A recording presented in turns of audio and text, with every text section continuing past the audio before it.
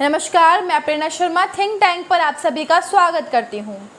ममता बनर्जी का जितना भी गणित, इतिहास, भूगोल था, सब गड़बड़ हो गया है। उन्हें समझ नहीं आ रहा है कि किसे बचाएं, किसे ना बचाएं, परिवार को बचाएं, पार्टी को बचाएं, अपनी छवि को बचाएं कि सरकार को बचाएं, अपनी महत्वाकांक्षाओं को बताएं या फिर समझौता नहीं हुआ है कोई किसी से, इस धारणा को बचाएं। क्या करे ममता बनर्जी? उनके सामने मुश्किलें बहुत हैं।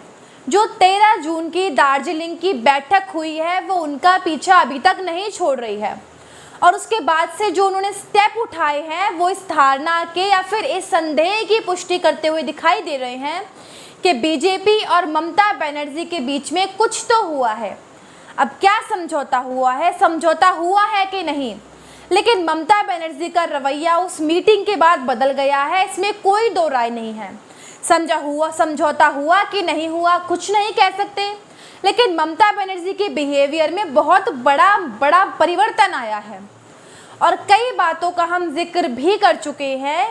उपराष्ट्रपति के चुनाव में उन्होंने जो किया, बैठक के बीच से शरद पवार ने फ़ोन किया, उन्होंने फ़ोन नहीं उठाया, और अब एक बात और पता लगी है, बैठक के बाद सोनिया गांधी ने संदेश भेजा बात करने के लिए और ममता बनर्जी ने बात नहीं करी, तो पूरी तरीके से अपने आप को विपक्षी खेमे से अलग कर लिया। अब विपक्षी खेमे से अलग होकर वह मोदी को चैलेंज नहीं कर सकती हैं 24 में, तो जायज़ सी बात है शायद उन्होंने इरादा छोड़ दिया है अब, यानी कि महत्वाकांक्षाओं से समझौता कर लिया है। वह राष्ट्र राजनीति में जाना चाहती थी 2024 के बाद, वो लगता है उन्होंने उससे समझौता कर लिया है, उस इरादे को छोड़ दिया है। हालांकि शहीद दिवस में उन्होंने अपने भाषण में जो भी कहा सरकार बनाने के लिए, वो सब दिखाने और सुनाने के लिए था। अब शुक्रवार की रात से जो घटनाक्रम हुआ है, शुक्रवार की रात से उनके सबसे करीबी मंत्री अभिषेक बनर्जी के बाद पार्टी में सबसे सीनियर जो हैं वो हैं पार्थ चटर्जी, जो कॉमर्स और इंडस्ट्री मिनिस्टर हैं, साथ साथ पार्टी के महामंत्री हैं प्रदेश में। उनके यहाँ ईडी की रेड हुई, उसके साथ साथ उनकी करीबी अर्पिता मुखर्जी के यहाँ भी रेड हुई, जहाँ से 20 करोड़ से ज़्यादा कैश मिला है। और उसके बाद शनिवार को पार्थ चटर्जी को ईडी ने गिरफ्तार किया। तो गिरफ्तार पश्चिम बंगाल के मंत्री हो जाएंगे, कोई नई और बड़ी बात नहीं है। मई में हुए थे 2022 में ही चुनाविक नतीजे आने के बाद, लेकिन तब की ममता बनर्जी और आज की ममता बनर्जी में ज़मीन और आसमान का फ़र्क है जो कि दिखाई दे रहा है। और कितने महीने हुए हैं, मई की बात कर रहे हैं और आज है जुलाई, तो मुश्किल से 2-2.5 महीने के अंतराल में उस समय उनके 2 मंत्री, एक विधायक और एक पूर्व मेयर को गिरफ्तार करने के लिए सीबीआई ने गिरफ्तार किया। उन्होंने सीबीआई कंपाउंड के अंदर धरना दे दिया, पूरे देश में हंगामा मचा, मामला हाई कोर्ट और सुप्रीम कोर्ट गया। स्थिति ये हो गई थी कि सीबीआई के लोगों को डर लगने लगा कि हम पर हमला हो सकता है। उन्होंने अपने बचाव के लिए गुहार लगाई कैलकाटा हाई कोर्ट से। उनके इंटरवेंशन के बाद मामला जो है सुलटा। अब आपको सब याद होगा, उस पर हमने एक वीडियो भी बनाई थी। उससे पहले 2019 फरवरी में जो कोलकाता के उस समय के पुलिस कमिश्नर थे राजीव कुमार, उनसे सीबीआई पूछताछ करने आ रही थी। किस मामले में? शारदा घोटाले में सबूत मिटाने के मामले में। ममता बनर्जी ने सीबीआई को आने तक नहीं दिया, धरने पर बैठ गई और अपने साथ राजीव कुमार को बिठा लिया। बहुत हंगामा हुआ। उस समय भी सीबीआई के लोगों को सेंट्रल फोर्सेस के प्रोटेक्शन की ज़रूरत पड़ी, और मई में भी पड़ी थी सेंट्रल फोर्सेस की ज़रूरत, सुरक्षा की ज़रूरत। फिर आज क्या हो गया? पार्थ चटर्जी की गिरफ्तारी हो गई और ममता बनर्जी ने कुछ नहीं किया, उन्होंने कुछ बोला ही नहीं, कोई प्रतिक्रियाएं सामने नहीं आई, टीएमसी की ओर से कोई बयान भी सामने नहीं आया। जब टीएमसी के प्रवक्ता से पूछा गया तो उन्होंने कहा कि पार्टी स्थिति पर नज़र रखे हुए है, और गिरफ्तारी के समय पार्थ से पूछा गया तो उन्होंने कहा कि मैंने कोशिश करी ममता बनर्जी से संपर्क करने की, संपर्क बना नहीं। तो ममता बनर्जी विरोधी दल के अपने खेमे के दोस्तों के फ़ोन नहीं उठा रही, शरद पवार का फ़ोन नहीं उठाया, सोनिया गांधी से बात नहीं करी, और अब अपनी पार्टी के नेता और मंत्रियों का फ़ोन नहीं उठा रही हैं। आखिरकार क्यों?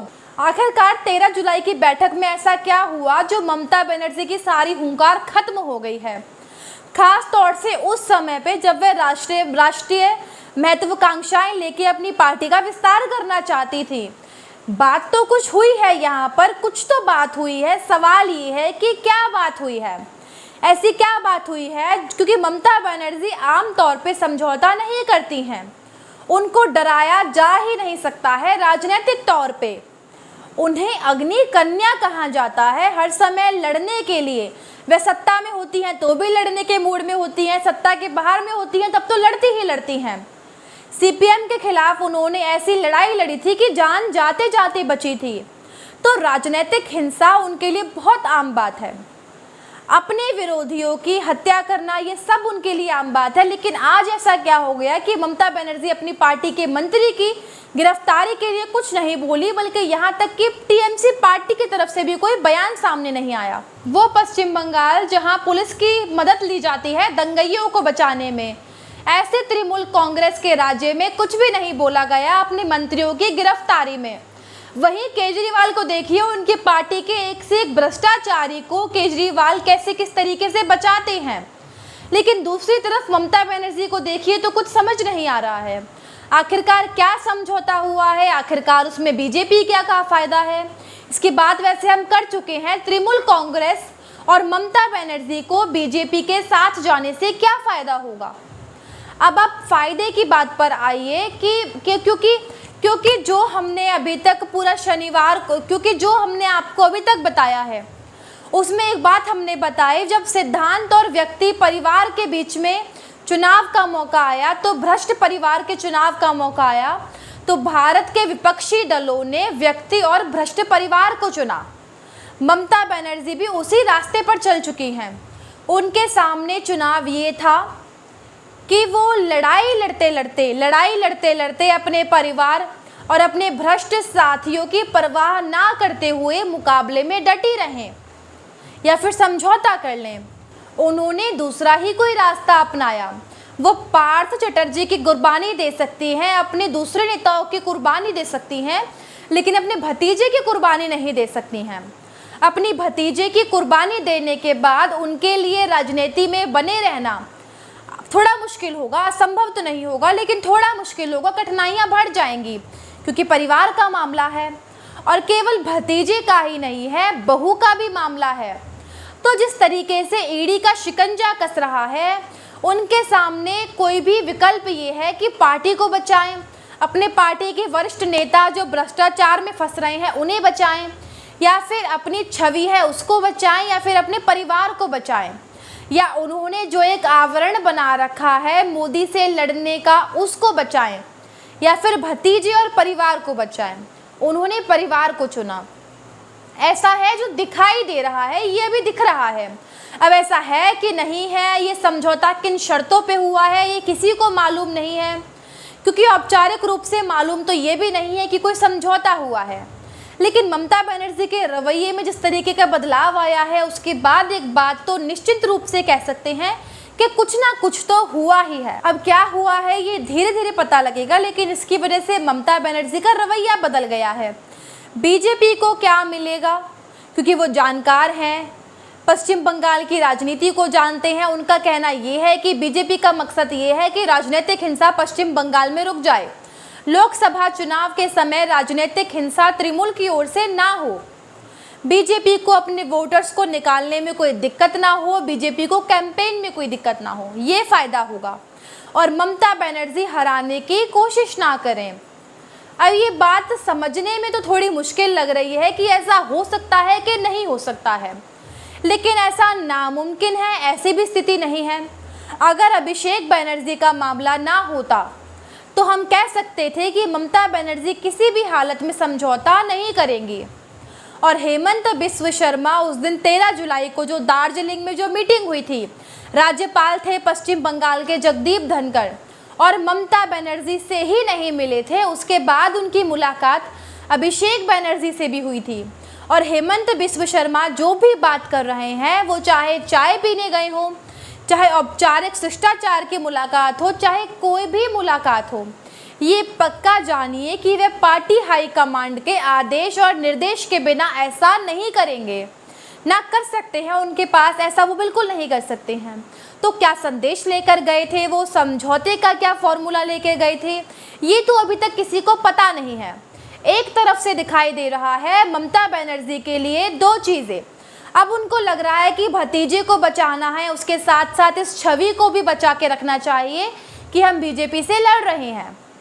इसीलिए इतना बड़ा जो है उन्होंने त्याग किया है, क्योंकि हमारे सबसे करीबी मंत्री, वरिष्ठ मंत्री, उसको जो है केंद्रीय एजेंसियों ने गिरफ्तार कर लिया है। लेकिन हमारी तरफ से कोई, क्योंकि हम पीछे नहीं हटे, लेकिन पब्लिक परसेप्शन जो होता है उसे जानकारी भले ही कुछ ना हो, जो आम जनता की सोच होती है, कौन किससे मिला, क्या बातचीत हुई, क्या समझौता हुआ, नहीं हुआ कि नहीं हुआ, किसने क्या लिया, क्या नहीं लिया, क्या दिया, ये सब उसे मालूम नहीं होता। लेकिन वो जो देखता है, सुनता है, उसके पीछे की मंशा क्या है, किस इरादे से ये सब हो रहा है और क्या हो रहा है, ये सब समझने में उसे 1 मिनट का समय नहीं लगता। ये इंडियन वोटर्स की जो है एक खासियत है, वो स्थिति को भांप जाते हैं कि वो आपकी बोलचाल से, आपके बॉडी लैंग्वेज से, आपके एक्शन से, तीनों से वो ये तय कर लेता है कि दरअसल हुआ क्या है। और हम ये नहीं कहते कि वो जो परसेप्शन होता है सही होता है या फिर गलत हो सकता है। सही भी हो सकता है, गलत नहीं हो सकता है, लेकिन ये धारणा ज़रूर बन जाती है। और धारणा बनाने के लिए ज़रूरी नहीं है कि आपको सब कुछ पता हो। तो ये धारणा निश्चित रूप से पश्चिम बंगाल और देश भर में बन रही है कि ममता बनर्जी और बीजेपी में कुछ समझौता तो हुआ है, बस पता लगना है कि समझौता हुआ क्या है। तब तक के लिए, आज के लिए बस इतना ही। तब तक देखते रहिए थिंक टैंक। आपसे अनुरोध है कि वीडियो को लाइक कीजिए, शेयर कीजिए और कमेंट में अपनी राय लिखना बिल्कुल ना भूलें। नमस्कार।